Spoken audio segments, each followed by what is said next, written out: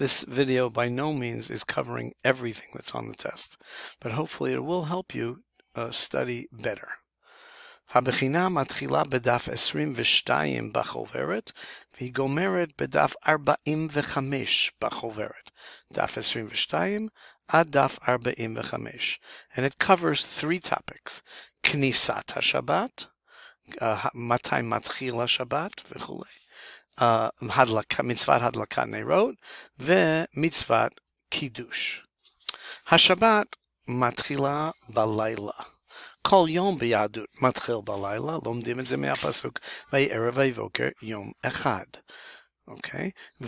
אבל הבעיה היא שאנחנו לא בטוחים, יש לנו ספק, מתי זה באמת התחלת הערב. האם זה שקיעה, sunset, או צאת הכוכבים, 42 דקות אחרי sunset. מה זה הלילה? ובגלל זה אנחנו, הספק הזה, this doubt, אנחנו לא יודעים מתי מתחיל הלילה, זה ספק שקיעה או צאת הכוכבים, לכן שבת מתחילה, no matter what I do, שבת מתחילה בשקיעה, I can't stop it from starting, והיא גומרת בצאת הכוכבים ביום שבת on Saturday night. Without going through everything, בנוסף לזה, יש מצווה להוסיף על שבת, להתחיל שבת יותר מוקדם. And there are different מנהגים in different places. המנהג שלנו זה להוסיף 18 דקות לפני שקיעה, and that's our מנהג. ולכן מתחילים שבת, ומדליקים נרות 18 דקות לפני השקיעה. Not everyone starts exactly then, אבל זה מראה שאני אוהב את השבת ורוצה להתחיל מוקדם, ולכן יש מצוות תוספת שבת. No matter what I do, שבת מתחילה בעצמה בשקיעה, because it's ספק לילה, that's not negotiable. יש גם עניין שאחרי שהתחלתי שבת מוקדם, I can actually ask a guy without even hinting, ומותר אפילו להגיד ליהודי שלא התחיל שבת, לעשות מלאכה בשבילי אם התחלתי שבת מוקדם, אם עשיתי תוספת שבת, להתחיל שבת מוקדם. I'm not going through these. בקשר למצוות הדלקת נרות שבת, זה מצוות דרבנן, הם תיקנו את זה, הרבנים תיקנו את זה, כדי לכבד את השבת. But we had 3 reasons, מדוע יש מצוות הדלקת נרות. Number 1, זה לכבוד שבת, זה כבוד שבת, it's honoring the שבת, כי אני מכין את האור לפני שבת, כדי שאני יכול לראות בשבת. זה גם שלום בית, אם אין אור בבית, if it was totally dark, אז כל אחד יתחיל לריב אחד עם השני. האור עוזר לשלום בית. People get along better כשיש אור בבית. And finally, זה גם מצווה, זה גם קשור לעונג שבת. כי אני נהנה, I get enjoyment, מהאור בשבת. כבוד שבת זה הכנה לפני שבת. עונג שבת is הנאה בשבת. And שלום בית is the general atmosphere שאני עושה כשאני מדליק נרות. We learned a number of things about הדלקת נרות in terms of כל האור שבבית זה חלק ממצוות הדלקת נרות. I don't just light the candles and keep everything else off. האור שבבית זה גם כן חלק מהאור החשמלי, the electric lights.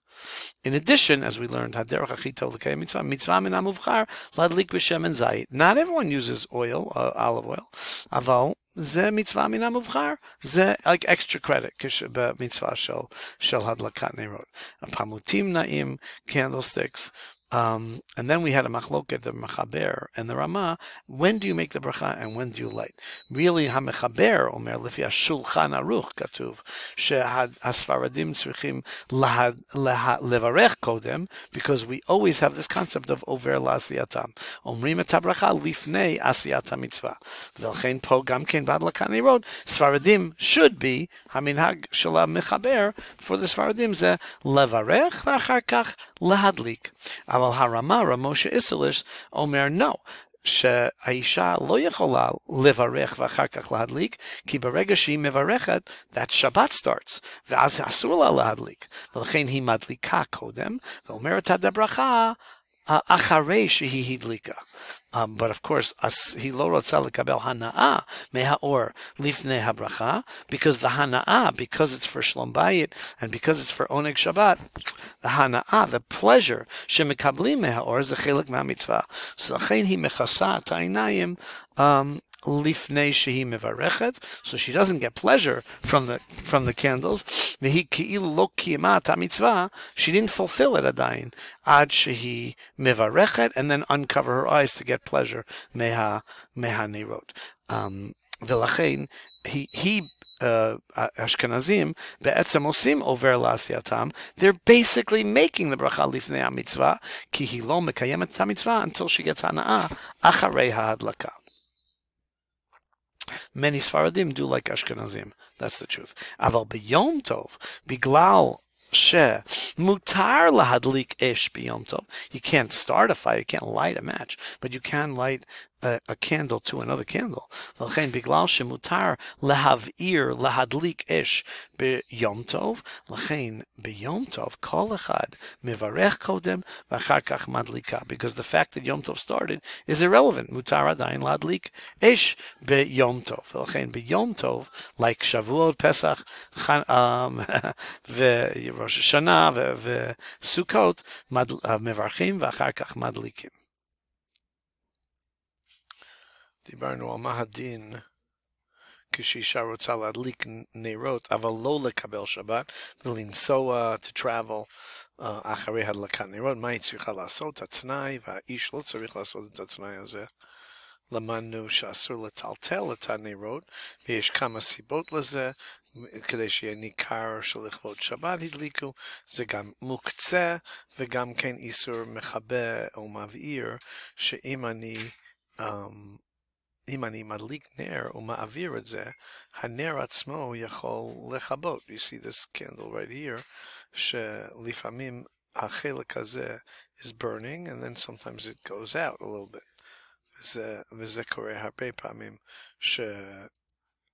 שזה מדליק, see over here, it like sort of lights up, and it goes out. זה מבעיר ומכבה, וזה איסור. When I carry a candle, זה יכול לעלות ולרדת, וזה יכול להיות אסור.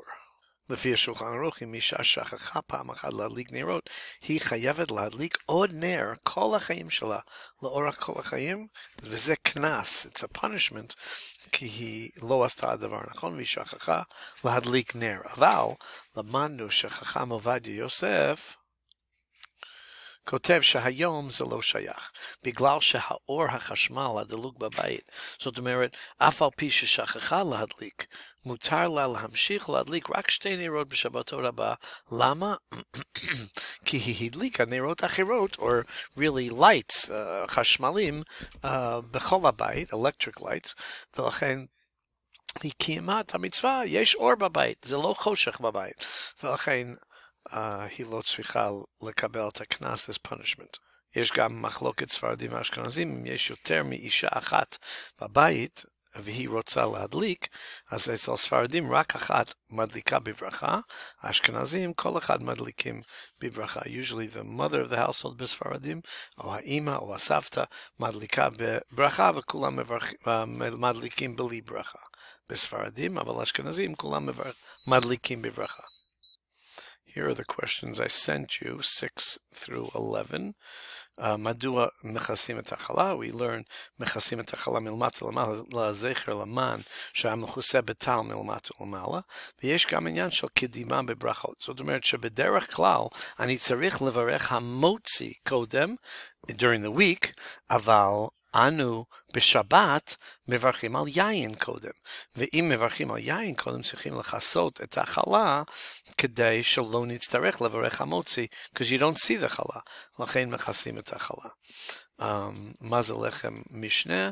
זה מה שלמדנו מהמן, זכר למן, שביום שישי ירד מן פעמיים בערב שבת ביום שישי, משנה מין 2 פעמים, 2 מנות, 2 portions לכל יהודי, גם ביום שישי וגם ביום שישי נפל פעמיים בשביל שבת, ולכן מברכים המוציא על 2 חלות כל סעודה בשבת. איך מקיימים כולם את מצוות קידוש?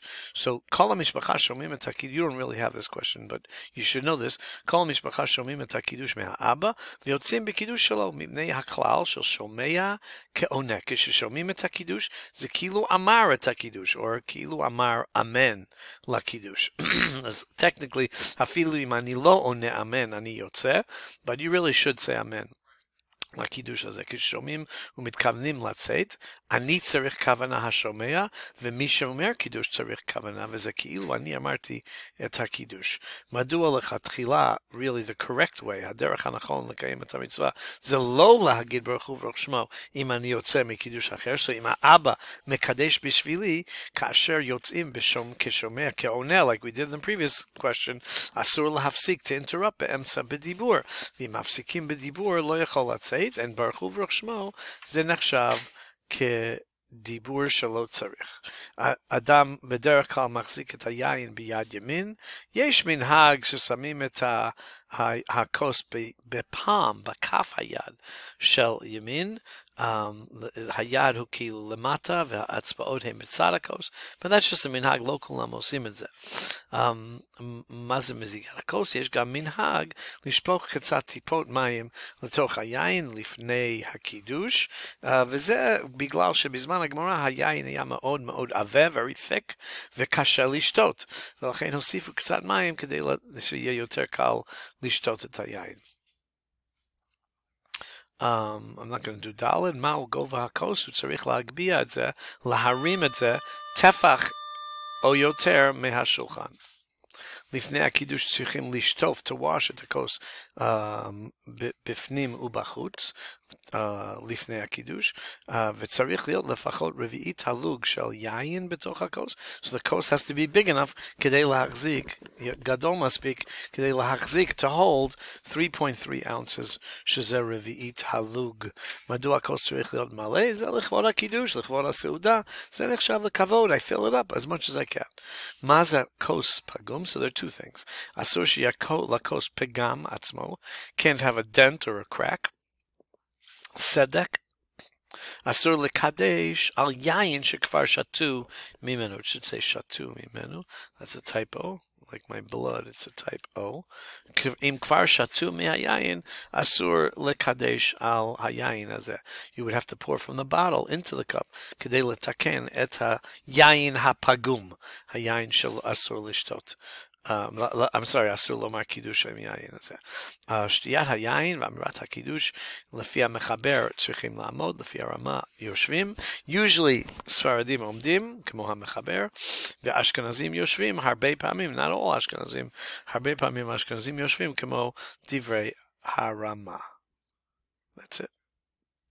Just to emphasize, I have not reviewed everything we learned. You should go over the questions in the booklet, understand the questions, and understand the answers, and you should be ready for the test. The test is not exactly the questions from the booklet, but if you understand those questions and understand the answers, you're ready for the test.